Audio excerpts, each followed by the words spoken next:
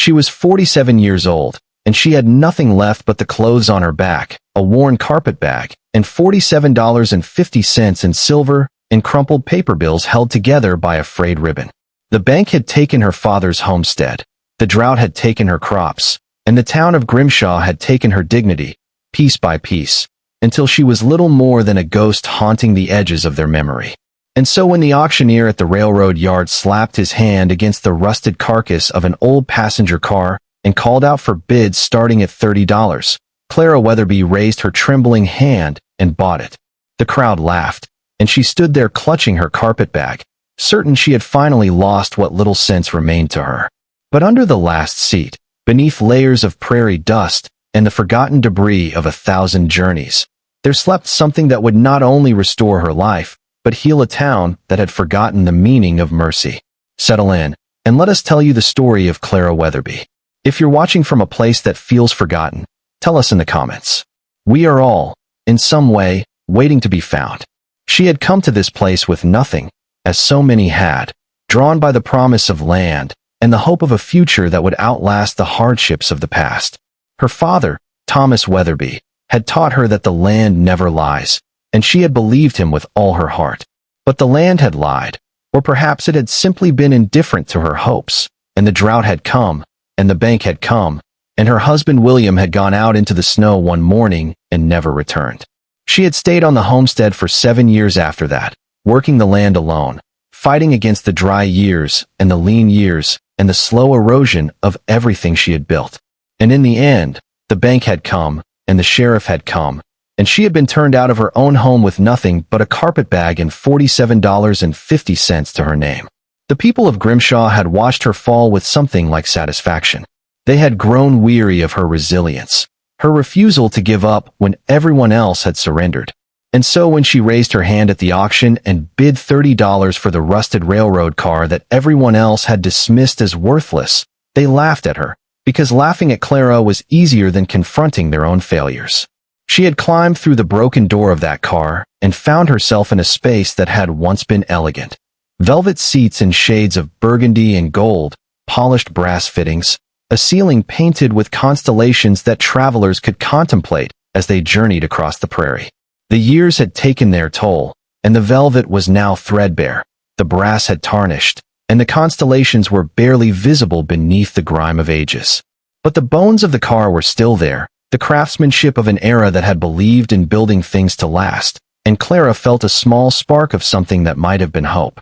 She walked slowly down the narrow aisle, her footsteps muffled by the thick dust that covered the floor.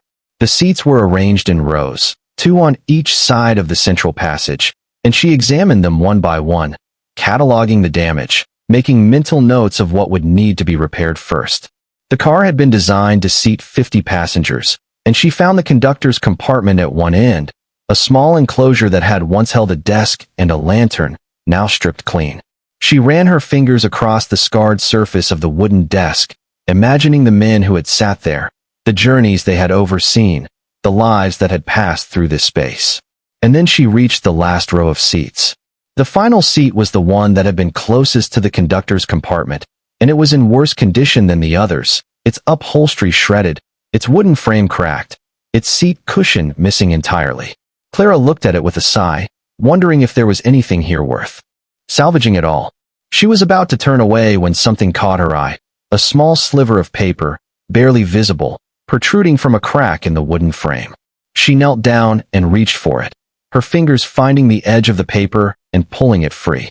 It was a piece of yellowed stationery, folded neatly into a small square, covered in handwriting that had faded to a sepia brown. She unfolded it and began to read. The letter was dated October 17, 1884, and it was addressed to a man named Charles Beaumont. It was from a woman named Eleanor, who wrote with the aching tenderness of someone separated from a loved one for far too long. And in the final paragraph, she mentioned a promise. I know you will not forget the promise you made to me before you departed. The land is still waiting, and the deed is still yours, and I have kept it safe all these years. When you return, you will find it hidden beneath the last seat, as we agreed, and you will know that I have been faithful. Clara read the paragraph again, and then again, her heart beginning to beat faster. The promise, a deed, hidden beneath the last seat. The very seat she was kneeling beside. The letter had been written in 1884, more than 20 years ago, and it had never reached its intended recipient, which meant that Charles Beaumont had never come back, had never retrieved the deed, had never fulfilled the promise. She examined the seat more carefully, pressing on the wooden panels, and felt a slight give near the back. She worked her fingers into the crack and pried gently, and a panel came away in her hands, revealing a small hollow space beneath it. And there, nestled in the darkness, was a leather satchel. She lifted it out with trembling hands, opened it, and the contents spilled onto the seat beside her. A sealed envelope, a folded document, a small leather-bound journal, a handful of silver coins, and a brass key, tarnished with age, with the number 47 stamped into its bow. She broke the seal of the envelope and read the letter within, another from Eleanor to Charles, filled with love and hope and a terrible longing. And at the bottom, she read the words that would change everything. I have placed the deed where we agreed, beneath the last seat, and I have added my journal so that you may know all that has transpired in your absence. If I am not here when you return, know that I loved you until the very end, and that my dream lives on in the land we claimed together. She unfolded the document and found herself looking at a legal deed from the United States government, dated 1883, transferring ownership of 1,000 acres of land in the Dakota Territory to one Charles Beaumont. The land was described in precise legal language, but it was the location that made Clara's heart stop. The land was the very land on which the town of Grimshaw had been built. She opened the journal, its leather cover soft with age, and began to flip through its pages. Eleanor's handwriting was the same flowing script she had seen in the letters, and the entries chronicled the daily life of a woman who had come west with dreams of building something lasting. She had traveled to the Dakota Territory ahead of Charles to prepare the land for their future together. But as the weeks passed and Charles did not come, her entries grew darker, filled with fear and suspicion. She wrote of threats from local businessmen, of offers to buy the land that she had refused, of strange men who watched her from a distance.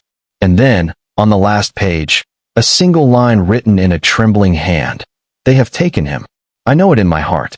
I will hide everything as we planned and pray that someday the truth will come to light. And then, nestled between the final pages of the journal, Clara found something that made her breath catch in her throat. A small pressed prairie flower, its petals still holding a faint trace of blue, preserved between the yellowed pages as though Eleanor had placed it there with the utmost care.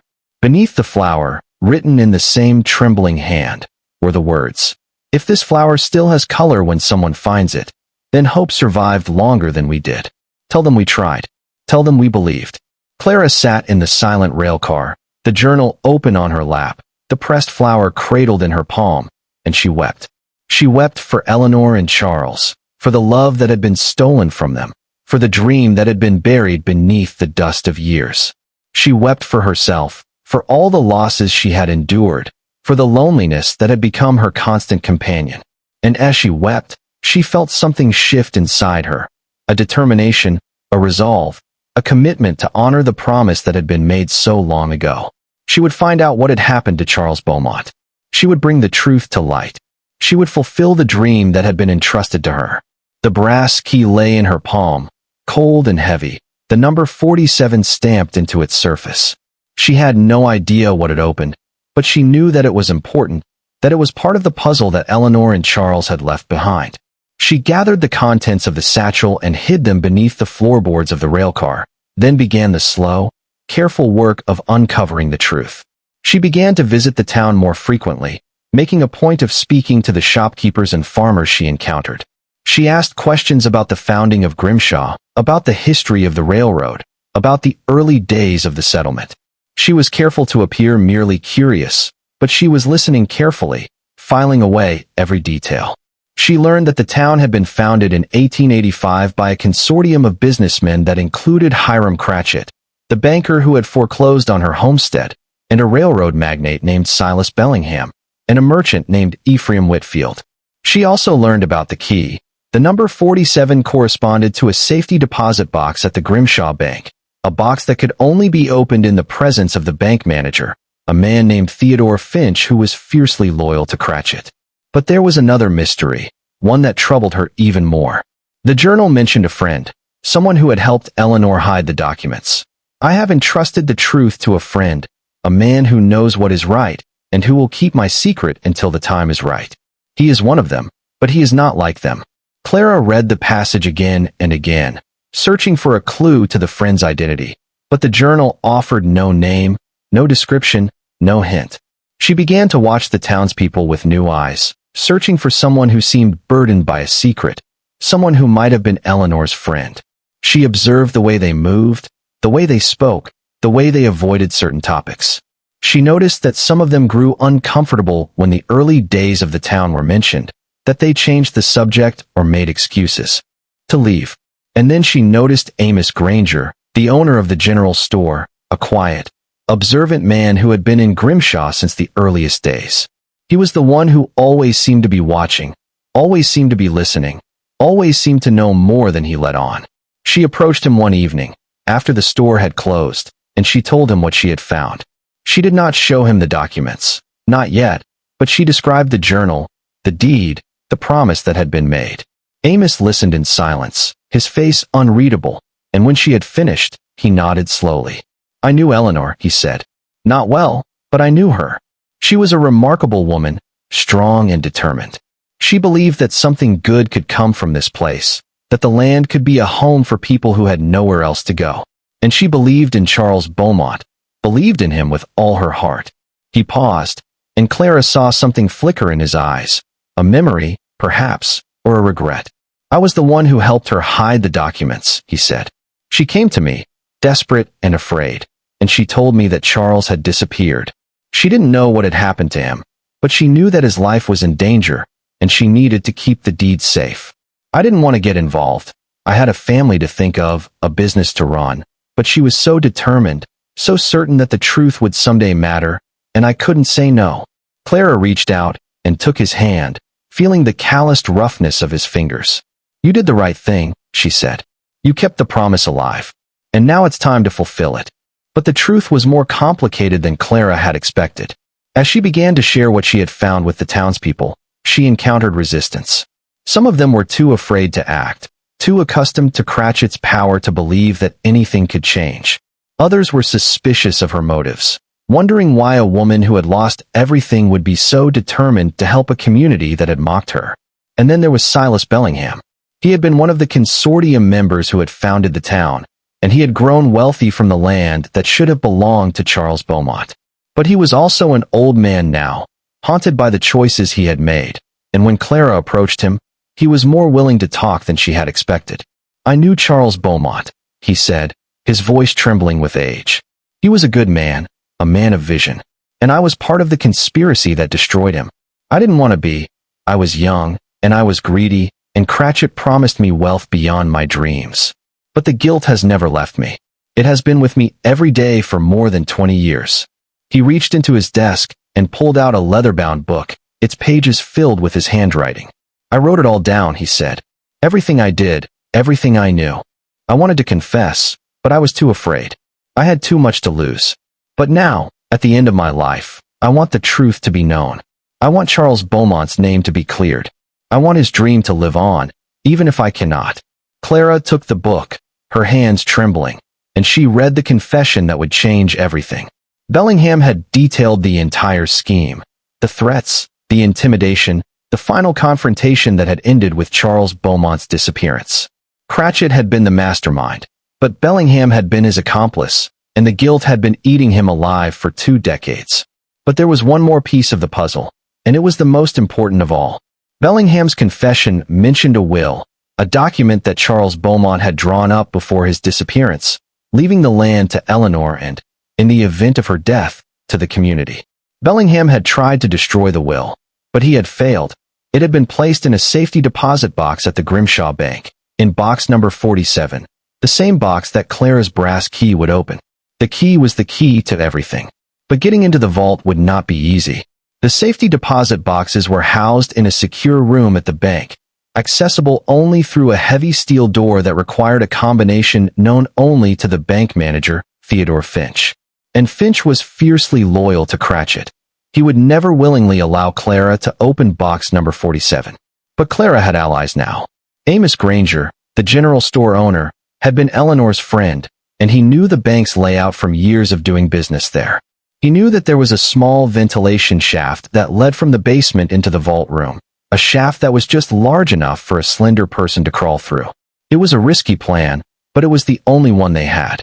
The children helped again, as they had before, their small hands and quick minds making the impossible possible.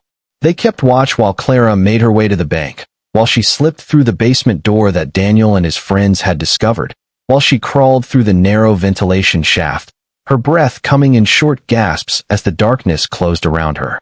She reached the vault room and found herself standing in front of the steel door, the safety deposit boxes arrayed behind it in neat rows. But there was a problem. The steel door was locked, and she did not know the combination. She tried to remember what Amos had told her, tried to recall any detail that might help her, but her mind was blank with fear and desperation. She was about to give up, about to retreat and try a different plan, when she noticed something, a small piece of paper tucked behind a loose brick in the wall. She pulled it out and unfolded it, and found herself reading a note in Theodore Finch's handwriting. The combination is the year of the founding of the town, 1885. She almost laughed. Finch had been so confident in his loyalty to Cratchit that he had left himself a reminder of the combination, never imagining that anyone else would find it. She entered the numbers into the lock, and the door swung open with a heavy groan. She moved quickly, finding box number 47, inserting the key, and pulling it open. Inside, nestled in the darkness, was a thick envelope that bore Charles Beaumont's name. She opened the envelope with care, her fingers brushing against the contents inside. It was the will, exactly as Bellingham had described it, leaving all of Charles Beaumont's property to Eleanor Whitfield, and, if she was unable to inherit, to the community of Grimshaw.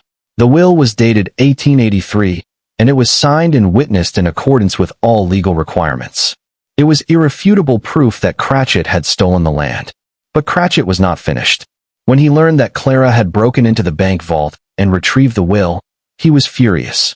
He came to her railcar that night, accompanied by Sheriff Kane and 2 of his men, and he demanded that she hand over the documents. "Those documents are stolen property," he said, his face red with rage. "You broke into my bank, you violated my trust, and you have committed a crime. Give me the documents now, and I will consider not pressing charges." Clara stood in the doorway of the railcar, her body blocking the entrance, her eyes meeting his without flinching. "The documents are not yours," she said. "They belong to the community. They belong to Charles Beaumont's heirs. They are proof of what you did." Cratchit gestured to the sheriff, who stepped forward, his hand resting on the butt of his revolver. "I'm not going to ask again," Cratchit said. "Give me the documents, or I will have you arrested." But Clara had been prepared for this. She had made copies of the documents, had hidden them in multiple locations around the town, had made sure that the truth could not be destroyed even if she were arrested or silenced. She had also alerted Amos Granger, who had spread the word to the townspeople, who were now gathering outside the railcar, their lanterns casting flickering shadows across the dusty ground. "Arrest me if you like," Clara said. "But the truth is already out. The deed, the will, the confession, they are all in the hands of people who will make sure that justice is done. You can't stop it now." Cratchit looked around, and he saw the faces of the townspeople in the glow of the lanterns. He saw their anger, their determination, their refusal to be intimidated any longer. He saw that his power had finally run out, that there was nothing he could do to stop the truth from coming to light. He turned and walked away, his shoulders slumped, his empire of lies crumbling around him. Sheriff Kane hesitated for a moment, then followed, and the crowd parted to let them pass. The town meeting that followed was the most remarkable gathering that Grimshaw had ever seen. The hall was filled to capacity, and the air was electric with the tension of change. Clara stood at the front of the room, the documents spread out before her, and she told the story of Charles Beaumont and Eleanor Whitfield, of the dream that had been stolen and the promise that had been kept. She read the confession of Silas Bellingham, who sat in the front row, his head bowed in shame. And she presented the will, the document that would restore the land to the community. "I don't want to punish anyone," she said. I don't want to seek revenge for what was done. I want to fulfill a promise that was made more than 20 years ago, a promise that has been waiting all this time to be kept. Charles Beaumont wanted to build a community where everyone could belong, where everyone could work together to create something lasting. That dream is still alive, and it is up to us to make it a reality. The crowd erupted into applause. It was not the applause of people who had been won over by eloquence. It was the applause of people who had been waiting for permission to hope, who had been waiting for someone to give them a reason to believe that things could be different. Clara stood among them, her heart full, and she knew that she had done what she had come to do. The land was returned to the community, and the community began to rebuild itself on the foundation of Charles Beaumont's dream. Cratchit left town in disgrace, his fortune depleted, his reputation destroyed. Sheriff Kane resigned his position and was replaced by a man chosen by the people. Theodore Finch, the bank manager, was dismissed for his role in the conspiracy, and Silas Bellingham, in a final act of atonement, donated his entire remaining fortune to the community, to be used to build the school and the hospital that Charles Beaumont had always planned. The years that followed were years of quiet restoration. The railroad car that had been Clara's home was restored to its former glory and placed in the center of town as a monument to the promise that had been kept. The pressed prairie flower that Eleanor had left in the journal was preserved beneath glass and hung in the town hall, a reminder that hope could survive even the longest darkness. And Clara Weatherby, the woman who had been mocked and dismissed, became the heart of the community she had helped to rebuild. She did not seek power or prominence. She was content to live quietly, to help others as she had been helped, to tend the small garden that she had planted behind the railroad car. She wrote letters to the descendants of Charles Beaumont, telling them the story of their ancestors' dream, inviting them to come and see what had been built in his memory. Some of them came, and they wept when they saw the town that had risen from the ashes of their family's tragedy. And she remembered her father's words, the words that had sustained her through the darkest years. The truth is always there, waiting for those who have the courage to dig for it. She had dug, and she had found more than she had ever expected. Not just a deed, not just a journal, but a purpose, a community, a place to belong. She had found the flower that had kept its color for more than 20 years, and she had proven that hope could indeed survive longer than those who had carried it. Clara Weatherby was 47 years old when she bought a rusted railroad car for $30, and she lived to be 93. She saw the town grow and prosper, saw the children she had taught grow up and have children of their own, saw the community become what Charles Beaumont had always dreamed it could be. And when she died, they buried her beneath a marker that read, "She found value where others saw only ruin." She restored what had been broken. She remembered what had been forgotten. We thank you for listening to the story of Clara Weatherby, a woman who taught us that nothing is truly worthless, that every broken thing holds the possibility of being made whole, that even the most forgotten promise can be kept if we have the courage to remember. If you have ever found something precious in a place where others saw only rubble, we would love to hear about it in the comments. And if you are watching from a place that feels forgotten, know that you are not alone, that somewhere, beneath the dust of years, there is a promise waiting to be discovered. Until next time, stay close.